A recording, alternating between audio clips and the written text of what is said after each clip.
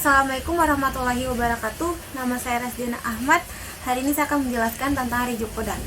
Rhizopoda itu berasal dari kata rhizoid, yang berarti akar, dan podos artinya kaki. Jadi rhizopoda ini artinya protozoa yang bergerak menggunakan pseudopia atau kaki semu. Rhizopoda itu merupakan salah satu kelas dari filium protozoa. Nah, anggota filium ini bergerak menggunakan pseudopia atau kaki semu. Kenapa disebut pseudopia atau kaki semu? Karena terbentuk sebagai hasil penjuluran sitoplasma sel yang seolah-olah dia berfungsi sebagai kaki. Nah, selain berfungsi untuk alat gerak, si kaki semu ini juga berfungsi untuk mencari makan. Kemudian ada ciri-ciri dari rhizopoda. Yang pertama itu rhizopoda ini berkembang biak secara vegetatif dengan membelah diri. Dia juga makanannya itu diambil dengan cara fagosit. Kemudian gerakannya disebut gerakan amoeboid. Kemudian dia itu hidup bebas atau sebagai parasit. Nah, di dalam endoplasmanya itu terdapat satu atau lebih inti, yaitu vakuola makanan dan juga vakuola kontraktil. Kemudian ada beberapa contoh hewan dari kelas rhizopoda, yaitu amoeba. Ada amoeba poteteus, ada foraminifera sp, ada arcella sp, ada radiolaria sp, ada entamoeba histolytica, ada entamoeba coli dan juga entamoeba gingivalis. Nah, salah satu contoh dari filium Sarcodina itu ada amoeba. Nah, ketika bergerak, amoeba akan menjulurkan pseudopia dan mengaitkan ujungnya, kemudian mengeluarkan lebih banyak sitoplasma ke dalam pseudopia. Nah, dengan adanya kaki semu ini, berarti bentuk sel rhizopoda itu bisa berubah-ubah, baik secara diam maupun saat gerak. Nah, berdasarkan intinya itu amoeba bisa dibedakan menjadi 4, yaitu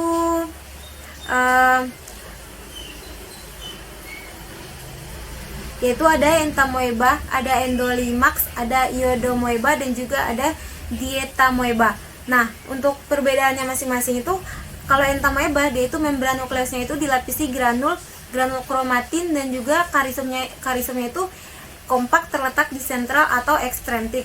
Untuk endolimax dia itu karisomnya besar dan irregular terletak di perifer dan dihubungkan dengan massa yang lain yang lebih kecil. Sedangkan untuk iodamoeba itu karisomnya besar, dia itu bulat dan dikelilingi oleh globulus yang refraktil.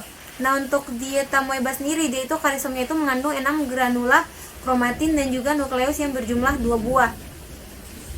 Nah, selain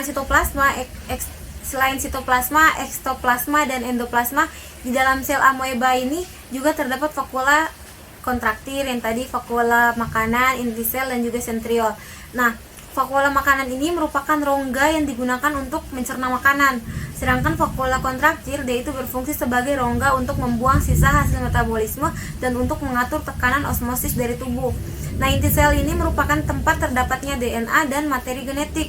Sedangkan untuk sentriol dia itu berfungsi untuk mengontrol gerakan sel dalam penjuluran pseudopia dan dalam orientasi pembelahan sel. Nah, rhizopoda itu kan dia berproduksi secara vegetatif atau aseksual dengan pembelahan biner. Nah, selain itu rhizopoda juga mempunyai kemampuan dia bisa beradaptasi yang baik pada kondisi lingkungan yang tidak menguntungkan dengan membentuk kista. Nah, rhizopoda dapat hidup pada tempat lembab, air laut, maupun parasit pada tubuh manusia. Nah, berikut ini ada beberapa contoh anggota rhizopoda dengan habitatnya masing-masing. Yang pertama itu ada rhizopoda yang hidup tempat lembab. Contohnya itu ada amoeba proteus dan chaos carolinaceae. Kemudian yang kedua itu ada rhizopoda yang hidup di air laut. Contohnya itu foraminifera dan juga radiolaria. Yang ketiga ada rhizopoda yang hidup sebagai parasit. Contohnya itu entamoeba coli, entamoeba gingivalis, dan entamoeba histolytica, dan juga entamoeba dysentria.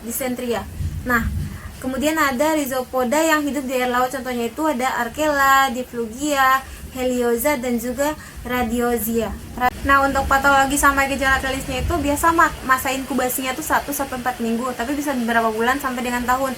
Nah, 90% manusia yang terinfeksi sama itu nggak menunjukkan gejala klinisnya, tapi 10% penderita yang asimatik itu bisa berkembang menjadi simptomatik dalam waktu kurang lebih 1 tahun. Nah, gejala klinisnya itu biasanya diare atau disentri. Nah, diare ini dimulai dengan adanya kontak antara antara stadium trofozoid dengan epitel kolon. Nah, gejala klinis amoebiasis akut ini dia disentri yang disertai nyeri perut yang hebat sebelum BAB. Nah, tinja penderita ini berbau asam yang menyengat disertai darah atau lendir. Dia konsistensi tinjanya itu cair, semi cair sampai dengan padat. Nah, diagnosanya itu tinja berwarna merah tua dan bau menyengat. Tanda patognomik infeksi dari E. coli histolytica ini ditemukan di eritrosit pada endoplasma. Pembelahan antara Histolytica dan E. coli dispar. Nah, untuk penyakit amoebiasis pada hati dan jaringan lain itu terjadi abses hati pada bagian posterosuperior. Untuk pencegahannya itu, pencegahan amoebiasis ini biasanya dengan kebersihan. Kalau untuk perorangan itu biasa kita cuci tangan dulu sebelum makan atau setelah BAB. Nah, untuk lingkungannya itu kita harus makan yang teratur, makan yang benar, minum air yang kita harus pastiin air itu bersih gitu. Terus kalau mau masak biasanya harusnya cuci sayur dulu. Terus tidak menggunakan pupuk tanaman dari tinja manusia. Terus menghindari kontaminasi lalat dan lipas dari makanan. Oke, selanjutnya kita ngebahas tentang Naegleria fowleri. Dia itu penyebarannya di seluruh dunia tanpa batasan kondisi.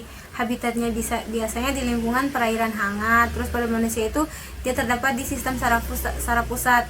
Nah, untuk morfologinya itu dia ada trofozoid sama kista.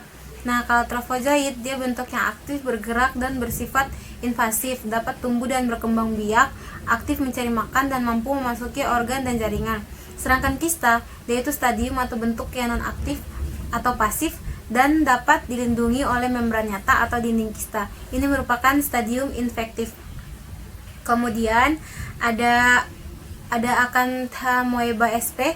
Nah, penyebarannya itu di seluruh dunia tanpa batasan kondisi sama kayak tadi. Nah, habitatnya itu di lingkungan itu air dan tanah. Pada manusia dia terdapat di sistem saraf pusat dan juga mata.